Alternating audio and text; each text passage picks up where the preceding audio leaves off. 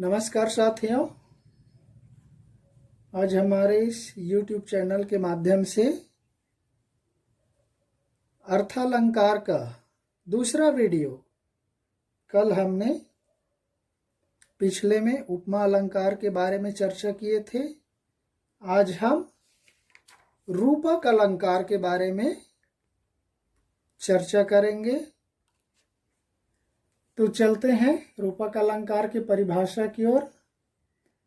रूपक अलंकार क्या है, देखिए, मैं जो प्रमुख शब्द है ऑलरेडी बोल्ड कर दिया हूं। उपमेय में उपमान के आरोप को रूपक अलंकार कहते हैं।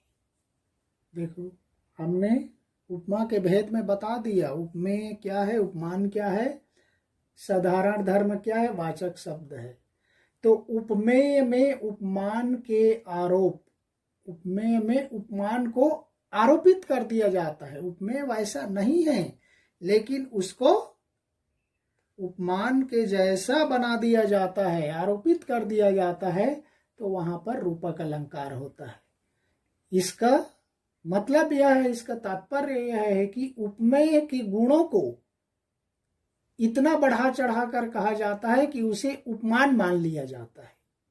देखो, उपमेय के जो गुण है उसको इतना बढ़ा चढ़ा करके बता दिया जाता है कि मानो उपमेय ही उपमान बन जाता है, तब वहां पर रूपक अलंकार होता है।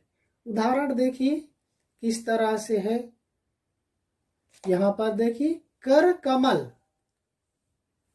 कर कमल, कर उपमेय है, कमल उपमान है। लेकिन यहां पर देखिए, कर कमल, उसके हाथ को ही क्या बता दिया गया, कमल के जैसा बता दिया गया, कर कमल। इसमें कर अपनी हाथ की सुंदरता को इतना अधिक बढ़ा दी गई है, उसे कमल ही कह दिया गया है। मैं जो बता रहा हूं, देखिए, उसको इतना बढ़ा दिया गया, वो व्यक्ति की हाथ को इतना बड़ाई कर दिया गया, उसके मानो वो कमल है, इसलिए बोला जाता है कर कमल, कर रूपी कमल। और रूपी शब्द यहां पर लुप्त है, इसलिए आ गया कर कमल। दूसरा देखिए, एक राम घनश्याम हित चातक तुलसीदास। वास्तव में साथियों, यहाँ जगह के अभाव के कारण हमने केवल एक एक लाइन लिया है। इसका ऊपर का लाइन है, एक भरोसे एक बल, एक आस विश्वास, एक राम घनश्याम हित चातक तुलसीदास। तुलसीदास की रचना से लिया गया है। तो एक राम घनश्याम हित चातक तुलसीदास, वह राम उपमेय है, लेकिन उसको उपमान के जैसा बना दिया गया। राम घनश्याम, राम की तुलना किससे कर दिया गया, घनश्याम, और मानो वह राम ही घनश्याम बन गया। चातक तुलसीदास, देखो, तुलसीदास कोई चातक नहीं है कि वह स्वाति नक्षत्र के बूंदों को पीने के लिए छटपटाए, लेकिन वह तुलसीदास को चातक के जैसा बता दिया। चातक पक्षी की विशेषता होती है कि वह केवल स्वाति नक्षत्र के पानी को पीता है, कहा जाता है, वो भी उड़ते उड़ते। ये चातक पक्षी की विशेषता होती है। और कहा जाता है कि इसके बाद फिर वो साल भर कोई दरिया नदी तालाब का पानी नहीं पीता, केवल साल भर में स्वाति नक्षत्र के बूंदों को ही वो भी उड़ते उड़ते पी लेता है। तो मानो तुलसीदास भी चातक के जैसे बता दिया गया। तो इसलिए यहाँ पर दोनों में तुलना है। राम का घनश्याम, अर्थात राम ही घनश्याम के जैसे हैं, रूपी, राम रूपी घनश्याम, और चातक रूपी तुलसीदास। यहाँ रूपी लुप्त हो गया है। तो यहाँ पर एक राम घनश्याम हित चातक तुलसीदास। उपमेय में उपमान को आरोपित कर दिया गया है। नेक्स्ट देखते हैं तीसरे उदाहरण की ओर। मैया मैं तो चंद्र खिलौना लाए हूं। देखिए, चंद्र खिलौना लाए हूं। यहां पर उस खिलौना को ही चंद्रमा के जैसा बता दिया गया है। चंद्र खिलौना, चंद्र रूपी खिलौना, खिलौना बना दिया गया। तो यह मीरा के पद का है, मैया मैं तो चंद्र खिलौना लाए हूं। किस तरह से वह अपनी मां से कृष्ण हट कर रहा है कि मुझे ये खिलौना नहीं चाहिए, वो चंद्रमा रूपी खिलौना चाहिए। नेक्स्ट चौथा, पायो जी मैंने राम रतन धन पायो। देखो, राम रतन, राम रूपी रतन, वो रतन रत्न से है। वह रत्न कौन सा है? राम ही रत्न है। संत लोगों के लिए सोना चांदी हीरे मोती की जरूरत नहीं, वो उनके आराध्य हैं, उनके इष्ट हैं।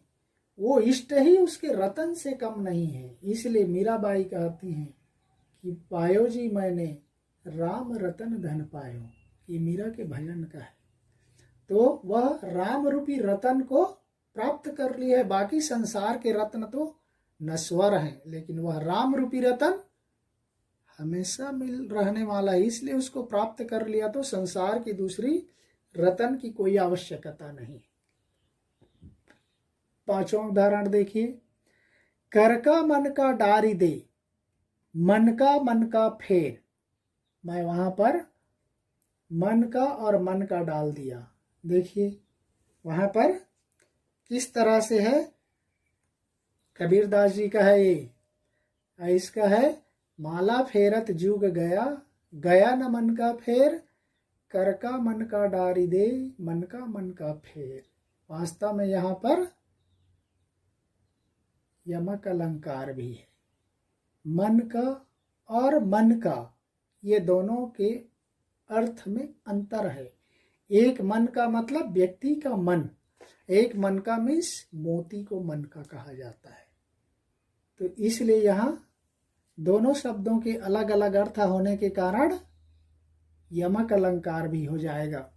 तो यहाँ पर हमने लिया है इसको रूपक अलंकार के अंतर्गत, कर का मन का डारी दे, मन का फेर। मन रूपी मोती को फेरो बोल रहा है। मन का, मन यानी हमारे मन का, मन को ही मन रूपी मोती को फेरने के लिए बोला जा रहा है, न कि मोती की माला लेकर फेरने के लिए बोला जा रहा है। जैसे नाम स्मरण करते तो किसकी माला लिए होते हैं? रुद्राक्ष की माला लेकर नाम स्मरण करते। तो केवल माला फेरने से नहीं, आपके मन रूपी मोती की माला को फेरो। तो यहाँ कहने का मतलब वो है, मन रूपी मोती की माला को फेरने के लिए, घुमाने के लिए बोल रहा है, केवल मोती की माला को नहीं। तो ये साथियों 5 एग्जाम्पल रूपक अलंकार से संबंधित। अब आ जाइए उत्प्रेक्षा अलंकार। उत्प्रेक्षा अलंकार क्या है साथियों? उत्प्रेक्षा का अर्थ होता है संभावना या कल्पना। हम किसी चीज के बारे में संभावना या कल्पना करते, इमेजिन करते। जहां उपमेय में उपमान की संभावना या कल्पना की जाए वहां उत्प्रेक्षा अलंकार होता है। उपमेय में उपमान की संभावना, उस विश्व प्रसिद्ध वस्तु की कल्पना की जाती है, तो वहां पर होता है उत्प्रेक्षा अलंकार। और इसके प्रमुख शब्द है साथियों, देखिए इसमें भी वाचक शब्द है। ये वाचक शब्द है, इसके की पॉइंट है। आप उन शब्दों को जान लिए तो उत्प्रेक्षा अलंकार अपने आप पकड़ लोगे। तो देखिए यहां पर कौन कौन से हैं?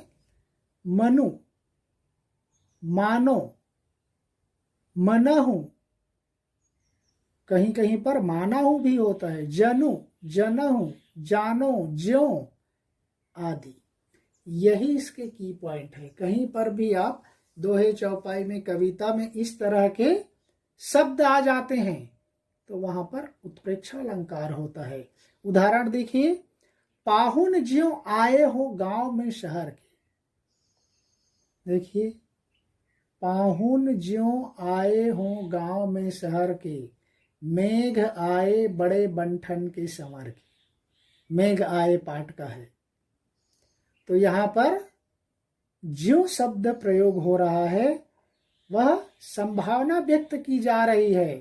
पाहुन ज्यों आए हो गांव में, वह मेहमान ऐसा लग रहा है मानो कि वह उपमान हो, कोई प्रसिद्ध चीज हो जो गांव में आया हुआ है। कैसे? बड़े बंठन के संवर के। पाहुन ज्यों आए हो गांव में शहर के, मेघ आए बड़े बंठन के संवर के। ये उसकी दूसरी लाइन है। तो मेघ ऐसे आए हैं मानो मेहमान की तरह सज धज के आए हैं। जैसे हम किसी के यहाँ जाते तो रेडी होकर के, तैयार होकर के, सज धज के जाते, उसी तरह से। नेक्स्ट देखिए, सिर फट गया उसका वहीं मानो अरुण रंग का घड़ा।